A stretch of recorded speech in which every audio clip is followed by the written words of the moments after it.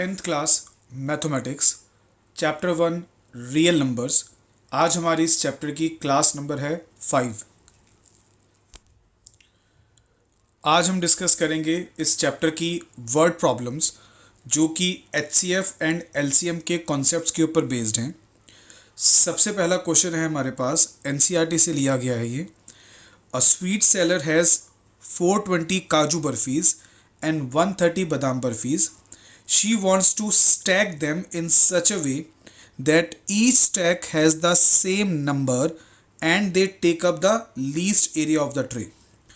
What is the number of burfis that can be placed in each stack and how many stacks required of each type? अब इसे थोड़ी सी आसान भाषा में समझते हैं। क्वेश्चन ये कह रहा है कि स्वीट सेलर के पास 420 काजू बर्फी के पीसीज हैं और 130 बादाम बर्फी के पीसेस हैं। स्टैक से क्या मतलब है, कभी आप स्वीट शॉप में गए हैं तो वहाँ पर आपने देखा होगा ट्रे के अंदर जिस तरीके से स्वीट्स को डिस्प्ले करके रखा जाता है, तो स्टैक का मतलब है उसमें जो लाइन लगा के स्वीट्स को रखा जाता है। तो जब स्टैक की बात करते हैं तो स्टैक का मतलब है एक लाइन। और क्वेश्चन ये कह रहा है कि आप एक लाइन में जितने पीसेस रखेंगे वो हमने क्राइटेरिया फिक्स कर दिया है, चाहे वो काजू बर्फी हो या वो बादाम बर्फी हो। इसका मतलब ये हुआ कि फॉर एग्जांपल अगर एक स्टैक एक लाइन में आप 15 पीसेस रख रहे हैं, तो जब काजू बर्फी को रखेंगे तब भी एक लाइन में 15 पीस आएंगे और जब बादाम बर्फी को रखेंगे तब भी एक लाइन में 15 पीस आएंगे। इस तरह से क्राइटेरिया यहाँ पे फिक्स किया गया है। तो आपको बताना है कि अगर 420 काजू बर्फीज हैं, 130 बादाम बर्फी हैं, तो एक स्टैक में हम कितने पीसेस रखें दोनों ही बर्फी के, ताकि उसमें वो 420 भी कवर हो जाए और 130 भी कवर हो जाए। अब हमें ऐसे क्वेश्चंस में पहले ये पहचानना होता है कि क्वेश्चंस के अंदर एचसीएफ निकालना है या एलसीएम निकालना है। उसके लिए एक बहुत सिंपल सा तरीका मैं आपको बताता हूं। हमेशा क्वेश्चन में पहले ये आइडेंटिफाई करिए कि क्वेश्चन आपसे क्या डिमांड कर रहा है। ये क्वेश्चन आपसे डिमांड कर रहा है कि एक स्टैक एक लाइन में कितने बर्फी के पीसेस आप रखने वाले हैं, और एक लाइन में जितने पीसेस आप रखेंगे वो ऑब्वियस है 420 और 130 की जो फिगर्स गिवन है उनसे कम होंगे। और अगर कम की बात होती है तो इसका मतलब मुझे यहां पर एचसीएफ फाइंड करना है। सबसे पहले सॉल्यूशन में आप यहाँ कुछ इस तरीके से मेंशन करेंगे कि आपके पास इतनी काजू बर्फी हैं और इतने बादाम बर्फी हैं। अब हमने जैसा कि क्वेश्चन में डिस्कस किया कि हमें यहाँ पे एचसीएफ फाइंड करना होगा, तो उसके लिए हम यहाँ पे अप्लाई करेंगे प्राइम फैक्टराइजेशन मेथड। और उसके लिए पहले आपको इस 420 एंड 130 के क्या करने हैं, प्राइम फैक्टर्स फाइंड करने हैं। कुछ इस तरीके से आप 420 एंड 130 के फैक्टर्स फाइंड करेंगे। और जैसे कि हम देख पा रहे हैं 420 के जो फैक्टर्स हैं वो हमारे पास हैं 2 की पावर 2, 3 की पावर 1, 5 की पावर 1 एंड 7 की पावर 1। और 130 के जो फैक्टर्स हमने यहाँ पे फाइंड किए हैं 2 रेज़ टू पावर 1 इंटू 5 की पावर 1 इंटू 13 की पावर 1। और जैसा हमने क्वेश्चन में डिस्कस किया कि हमें यहाँ पर क्या निकालना चाहिए एचसीएफ, तो एचसीएफ हम कैसे निकालते हैं, कॉमन नंबर को लेते हैं उनकी लोएस्ट पावर के साथ। और जब आप ऐसा करेंगे तो आपको एचसीएफ मिला 10। और ये 10 एचसीएफ यहाँ पे क्या रिप्रेजेंट कर रहा है, ये बता रहा है number of barfis in each stack, means कितना, 10। तो यहाँ पर हमने ये सीखा कि इस क्वेश्चन में अगर मुझे एक स्टैक में सभी टाइप की बर्फीज को रखना है इक्वल नंबर्स में, तो ऐसा करने के लिए मुझे हर स्टैक हर लाइन में 10 बर्फी या पीसेस को रखना पड़ेगा। अब हम इस क्वेश्चन में निकालेंगे कि काजू बर्फी के हमें कितने स्टैक्स या लाइंस बनानी पड़ेंगी, और सिमिलरली बादाम बर्फी के हमें कितने स्टैक्स या लाइंस बनानी पड़ेगी। हमारे पास जो टोटल मिला के काजू बर्फीज हैं वो 420 हैं और हमें एक स्टैक में 10 बर्फी को रखना है, तो इसका मतलब मुझे काजू बर्फी के कितने स्टैक्स बनाने पड़ेंगे, 42। सिमिलरली हमारे पास बादाम बर्फी हैं 130, हर स्टैक में हम 10 पीसीस को रखने वाले हैं। इसका मतलब बादाम बर्फी के कितने स्टैक्स हमें बनाने पड़ेंगे, 13। और टोटल स्टैक्स अगर पूछे जाएं तो टोटल स्टैक्स जो हमें यहाँ पर बनाने हैं वो हमारे पास निकल कर आते हैं 55। अब हम करेंगे एनसीईआरटी का ही एक और अगला क्वेश्चन आपके सामने है। इसको बहुत अच्छे से पहले आप एक बार रीड कर लें। इसकी समरी अगर मैं बता दूं तो क्वेश्चन में क्या लिखा हुआ है। क्वेश्चन में लिखा है कि एक सर्कुलर पाथ है स्पोर्ट्स फील्ड के अराउंड। सोनिया को उस पाथ का पूरा एक राउंड लगाने में 18 मिनट्स लगते हैं, जबकि रवि को उस पूरे सर्कुलर पाथ का एक राउंड लगाने में 12 मिनट्स लगते हैं। अगर दोनों एक साथ स्टार्ट करते हैं एक ही पॉइंट से एक ही टाइम पे और दोनों के दोनों एक ही डायरेक्शन में चलना स्टार्ट करते हैं, तो क्वेश्चन आपसे ये डिमांड कर रहा है कि आपको ये बताना है कि कितने मिनट के बाद वो वापस उसी स्टार्टिंग पॉइंट पे मीट कर पाएंगे। जैसा कि हमने क्वेश्चन में पढ़ा कि सोनिया को एक राउंड लगाने में 18 मिनट लग रहे हैं और रवि को एक राउंड लगाने में 12 मिनट लग रहे हैं। इसका मतलब रवि की स्पीड सोनिया के कंपैरेटिवली ज़्यादा है। मान लीजिए ये एक सर्कुलर पाथ है, रवि यहाँ से स्टार्ट करता है इस डायरेक्शन में जाना और अकॉर्डिंग टू क्वेश्चन वो 12 मिनट के बाद वापस इसी पॉइंट पे आ जाएगा। लेकिन जब रवि ने स्टार्ट किया तो साथ के साथ सोनिया ने भी यहीं से स्टार्ट किया और वो भी इसी डायरेक्शन में जा रही है। लेकिन जब 12 मिनट पूरे हुए तो रवि तो वापस स्टार्टिंग पॉइंट पे आ गया, लेकिन सोनिया कहीं पीछे रह जाएगी। क्यों? क्योंकि उसे स्टार्टिंग पॉइंट पे पहुंचने में 18 मिनट लगेंगे और जब 18 मिनट पूरे होने पे सोनिया यहाँ पहुंचेगी तो क्या रवि यहाँ वेट करता रहेगा? नहीं, रवि आगे निकल चुका होगा। तो इससे ये समझ में आता है कि एक राउंड पूरा लगाने के बाद जब सोनिया अपना एक राउंड पूरा कर लेगी और रवि अपना एक राउंड पूरा कर लेगा तो दोनों स्टार्टिंग पॉइंट पे फर्स्ट राउंड कंप्लीट होने के बाद तो नहीं मिल पाएंगे। क्यों? क्योंकि जब सोनिया ने यहाँ पर अपना एक राउंड पूरा करके वापस स्टार्टिंग पॉइंट पे पहुंची तो रवि आगे निकल चुका होगा। इससे ये समझ में आता है कि अगर दोनों को हमें वापस स्टार्टिंग पॉइंट पे मिलाना है तो वो दोनों के फर्स्ट राउंड के बाद तो पॉसिबल नहीं है। इसका मतलब हमें उनको और ज़्यादा राउंड्स लगाने के लिए बोलना होगा और अगर वो ज़्यादा राउंड लगाएंगे तो ऑब्वियस ही बात है कि जो टाइम 18 मिनट्स और 12 मिनट्स दिया हुआ है वो नंबर ऑफ राउंड्स के अकॉर्डिंग बढ़ता चला जाएगा। इसका मतलब क्वेश्चन ने जो आपसे टाइम पूछा है वो ऑब्वियस हो गया कि वो given time 18 minutes and 12 minutes से ज़्यादा होगा। और जब बात ज़्यादा की होती है तो ऐसी सिचुएशन में हम क्या फाइंड करते हैं? एलसीएम। अब हम इसमें क्या करेंगे? प्राइम फैक्टराइजेशन मेथड की हेल्प से यहाँ पर हमें एलसीएम निकालना है। उसके लिए सबसे पहले हम 18 एंड 12 दोनों के करेंगे प्राइम फैक्टर्स। अगर मैं 18 के फैक्टर्स करता हूँ तो मुझे मिलता है यहाँ पे 2 की पावर 1 इंटू 3 की पावर 2 और अगर मैं 12 के फैक्टर्स करूँ तो मुझे मिलेगा 2 स्क्वायर इंटू 3 की पावर 1। जैसा हमने क्वेश्चन में डिस्कस किया कि हमें यहाँ पे क्या निकालना होगा? एलसीएम। और एलसीएम कैसे निकालते हैं? कॉमन नंबर की हाईएस्ट पावर और देन मल्टीप्लाई करते हैं अगर कोई नॉन कॉमन फैक्टर हो तो। अब इसको जब मैं मल्टीप्लाई करके लिखूंगा तो मुझे यहाँ पे मिलता है 36 और अगर एलसीएम 36 निकल कर आया तो इससे ये समझ में आता है कि दोनों के दोनों स्टार्टिंग पॉइंट पे दोबारा मिल जाएंगे। कब? 36 मिनट्स के बाद। और फाइनली आप यहां पर कुछ इस तरीके से स्टेटमेंट लिख देंगे, both will meet again at starting point after 36 minutes.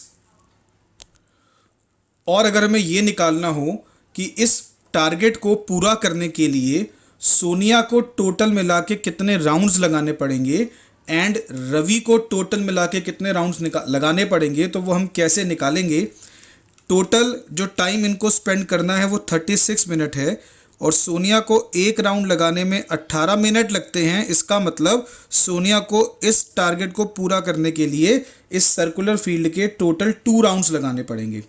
Similarly Ravi भी 36 मिनट्स यहाँ पे स्पेंड कर रहा है, एक राउंड लगाने में उसको 12 मिनट लगते हैं। इसका मतलब उसको इस टारगेट को पूरा करने के लिए टोटल मिला के कितने राउंड्स लगाने पड़ेंगे? 3 राउंड लगाने पड़ेंगे। ये आप तब निकालें अगर क्वेश्चन आपसे ये निकालने के लिए बोल दे, अदरवाइज क्वेश्चन की रिक्वायरमेंट आप पहले ही निकाल चुके हैं कि दोनों स्टार्टिंग पॉइंट पे कब मिलेंगे, आफ्टर 36 मिनट्स। अब हम करेंगे सेम टॉपिक का एक और क्वेश्चन, आपके सामने है। इसमें लिखा है एक रूम है जिसकी लेंथ, ब्रेड्थ और हाइट आपको गिवन है। लेंथ गिवन है 8 मीटर 25 सेंटीमीटर, ब्रेड्थ है 6 मीटर 75 सेंटीमीटर एंड हाइट है 4 मीटर 50 सेंटीमीटर। आपको क्वेश्चन क्या डिमांड कर रहा है? Determine the longest road which can measure the 3 dimensions of the room exactly. आपको बताना है बड़ी से बड़ी मैं एक कौन सी रॉड लेकर आऊं जिससे मैं इन तीनों डायमेंशन को इजीली मेजर कर सकूं।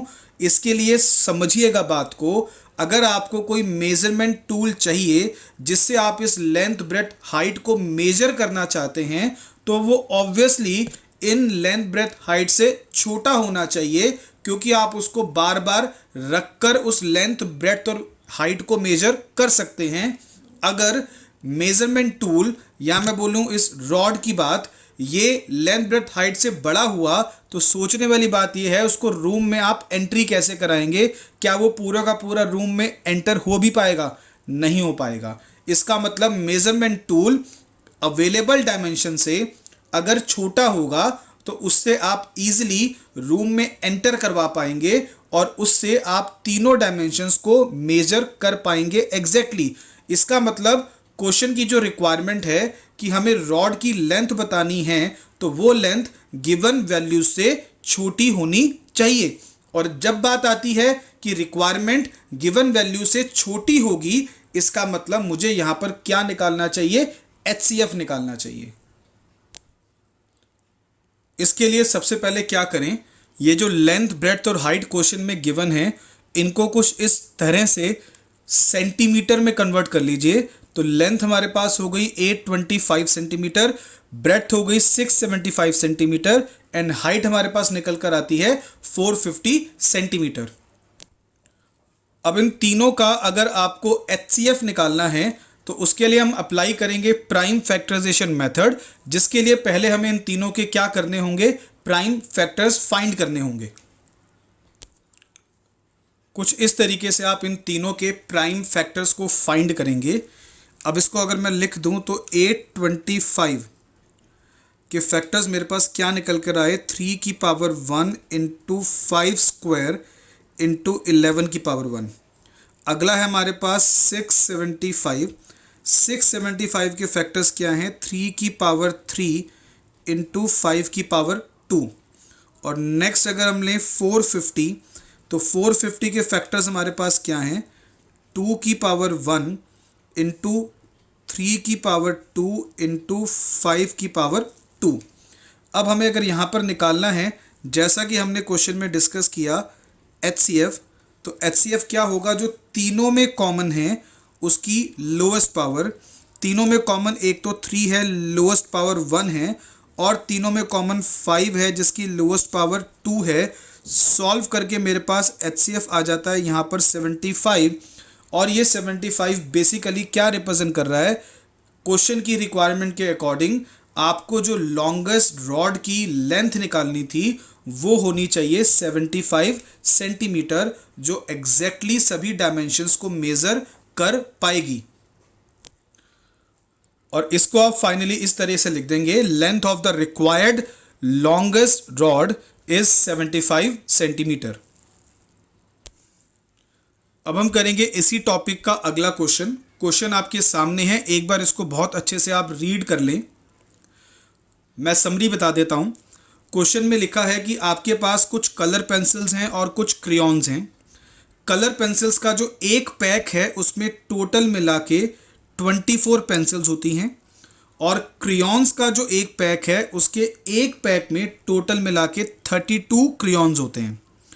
अब जो सेलर है वो ये कह रहा है कि मेरे पास दो कंडीशन है इनको बेचने की।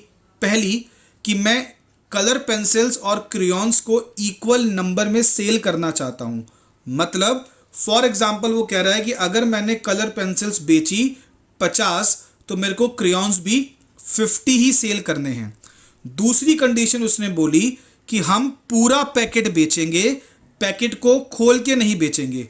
अगर एक पैकेट में कलर पेंसिल्स 24 हैं तो एक बार में पूरा पैकेट बिकेगा, उसको ओपन नहीं किया जा सकता।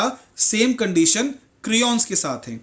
अब इन दो कंडीशंस को अगर मुझे फुलफिल करना है तो मुझे एक बात तो समझ में आती है कि अगर मैं दोनों का एक एक पैक बेचूं तो मैं पैक तो पूरा बेच रहा हूं, लेकिन नंबर ऑफ पीसेस दोनों के अलग हैं, क्योंकि एक में 24 है और एक में 32 है।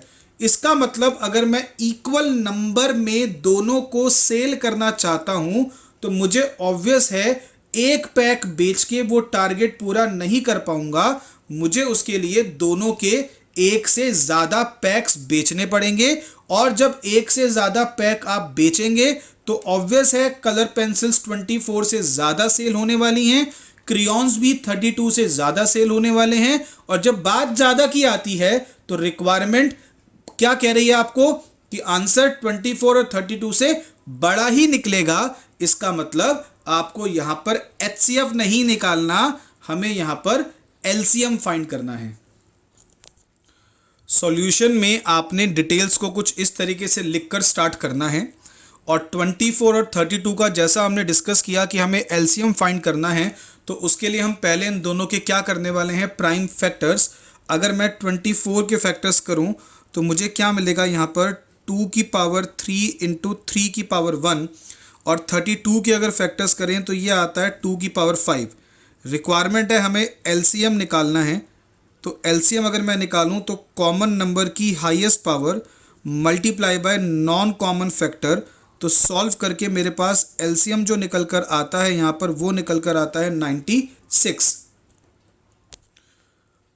और ये 96 यहाँ पर क्या रिप्रेजेंट कर रहा है कि हमने जो कलर पेंसिल्स बेचनी है या हमने जो क्रेयॉन्स बेचने हैं, दोनों के दोनों हमें 96 सेल करने हैं। मतलब कलर पेंसिल के भी हम 96 पीसेस सेल करेंगे और क्रेयॉन्स के भी 96 पीसेस सेल करेंगे, तो हम अपने टारगेट को यहां पर पूरा कर पाएंगे। टारगेट में एक बात और बोली गई थी कि आप कोई भी पैक ओपन करके नहीं बेच सकते, आपको पूरा का पूरा पैक एक साथ बेचना है। उसको हम, उस कंडीशन को हम यहाँ पर वेरीफाई करके दिखाएंगे। हम ये निकालना चाह रहे हैं कि अगर हमने दोनों के इक्वल नंबर ऑफ पीसेस मतलब 96 पीसेस सेल किए हैं तो क्या हमने दोनों के फुल पैक्स बेचे हैं, कोई ऐसा पैक ओपन करके तो नहीं बेचा है। तो पहले हम निकाल रहे हैं कि कलर पेंसिल्स के हमने कितने पैक यहाँ बेचने पड़ेंगे। टोटल पीसेस जो हमने सेल किए वो 96 हैं, और कलर पेंसिल्स के एक पैक में 24 होते हैं। तो जब मैं इसको डिवाइड करूंगा तो ये एग्जैक्टली 4 आ गया। इसका मतलब कलर पेंसिल्स के हमने एग्जैक्टली 4 फुल पैक्स को सेल किया है। सिमिलरली अब क्रेयॉन्स पे आ जाते हैं। टोटल नंबर ऑफ क्रेयॉन्स हमने 96 बेचे हैं, और एक पैक में 32 क्रेयॉन्स होते हैं। ये भी इजीली डिवाइड होकर हमें क्या मिल जाएगा, 3। तो यहाँ से कंफर्म हो गया कि हमने जो नंबर ऑफ फुल पैक्स बेचे हैं क्रेयॉन्स के वो कितने हैं, 3। तो फाइनली कंडीशंस को अगर सेटिस्फाई करना है तो हमें दोनों के 96 पीसेस ईच सेल करने पड़ेंगे। अब हम करेंगे सेम टाइप का एक और क्वेश्चन। इसको बहुत अच्छे से एक बार आप रीड कर लें कि आपके सामने क्या लिखा हुआ है। मैं इसकी आपको समरी बता देता हूं। क्वेश्चन के अकॉर्डिंग एक मैसन है, मिस्त्री है, जिसको बाथरूम के फ्लोर पे स्क्वायर मार्बल टाइल्स फिट करनी है। क्वेश्चन में दे रखा है कि जो बाथरूम के फ्लोर का साइज है वो 10 फीट बाय 8 फीट है, मतलब उसकी लेंथ 10 फीट है और ब्रेड्थ 8 फीट है। अब क्वेश्चन की डिमांड ये है कि आपको ये बताना है कि जिन स्क्वायर शेप्ड टाइल्स को आप बाथरूम के फ्लोर पे लगाने वाले हैं उसका साइज क्या होना चाहिए, बड़े से बड़ा, और साथ के साथ हमें यहाँ पर इस टारगेट को पूरा करने के लिए कितनी स्क्वायर टाइल्स की ज़रूरत होगी। सबसे पहले क्वेश्चन में जो लेंथ और ब्रेड्थ हमें बता रखी है बाथरूम के फ्लोर की, उस डिटेल्स को हमने लिख दिया। और जैसा आप देख पा रहे हैं कि दोनों के दोनों जो हैं वो फीट में दे रखे हैं। इसको हम कन्वर्ट करेंगे इंचेस में।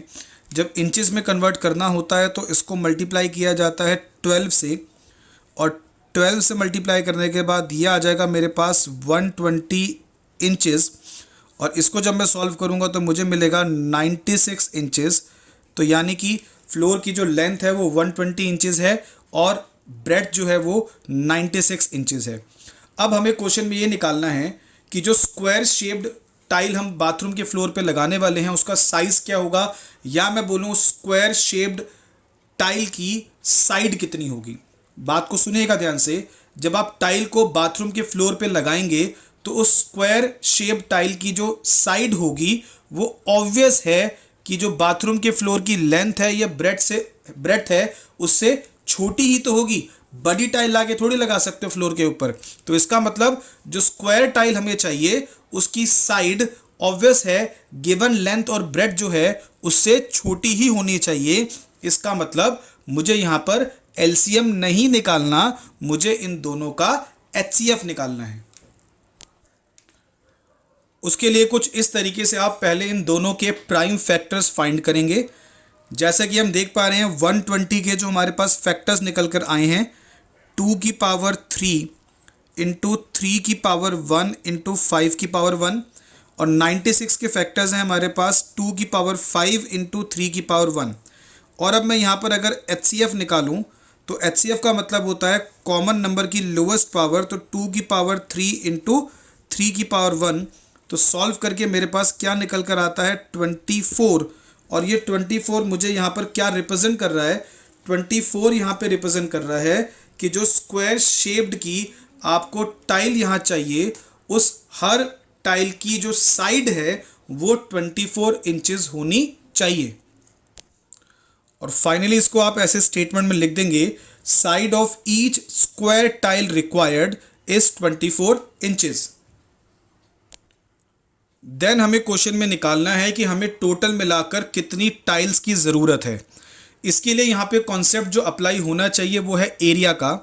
क्योंकि बाथरूम के फ्लोर को आप टाइल से कवर कर रहे हैं, तो अगर आपको ये चाहिए कि मुझे कितनी टाइल्स की ज़रूरत पड़ेगी तो उसके लिए जिसको आप कवर कर रहे हैं मतलब बाथरूम के फ्लोर को, उसका एरिया निकालेंगे और उसको डिवाइड करेंगे जिससे आप कवर कर रहे हैं मतलब स्क्वायर टाइल के एक टाइल के एरिया से। कुछ इस तरीके से आपको ये कैलकुलेशन करनी होगी। बाथरूम के फ्लोर के एरिया को एक स्क्वायर टाइल के एरिया से आप डिवाइड करेंगे। बाथरूम का जो फ्लोर है वो रेक्टेंगुलर शेप में है तो उसका एरिया होगा L इंटू बी मतलब 120 इंटू 96, और स्क्वायर का एरिया होता है साइड इंटू साइड, और इसकी साइड हमने निकाली थी 24 तो इसका एरिया होगा 24। अब जब मैं इसको सॉल्व करता हूँ तो मुझे यहाँ से मिलेगा आंसर 20। मतलब इस क्वेश्चन में हमें कितनी स्क्वायर टाइल्स की ज़रूरत होगी, आंसर इज 20 स्क्वायर टाइल्स। तो आज की क्लास में हमने सीखा कि कैसे हम आइडेंटिफाई करेंगे कि वर्ड प्रॉब्लम्स के अंदर कब हमें एचसीएफ निकालना है और कब हमें एलसीएम निकालना है। मैं एक बार फिर से आपको रिवाइज करा दूं। जब क्वेश्चन की रिक्वायरमेंट ये इंडिकेट कर रही है कि वो वैल्यू गिवन वैल्यू से छोटी होनी चाहिए तो वहाँ पर आपको एचसीएफ निकालना है, और अगर रिक्वायरमेंट की जो वैल्यू है वो गिवन वैल्यू से बड़ी होगी तो वहाँ पर आपको एलसीएम फाइंड करना है। एक और चीज मैं आपको और बता दूं, यहां पर जिन भी क्वेश्चन में आप आइडेंटिफाई कर पा रहे हैं कि हमें यहां पर एचसीएफ निकालना पड़ेगा तो उसके लिए आप उस एचसीएफ को प्राइम फैक्टराइजेशन मेथड से तो कर ही सकते हैं, साथ के साथ यूक्लिड्स डिवीजन लेमा से भी कर सकते हैं अकॉर्डिंग टू योर चॉइस और टाइम अवेलेबल।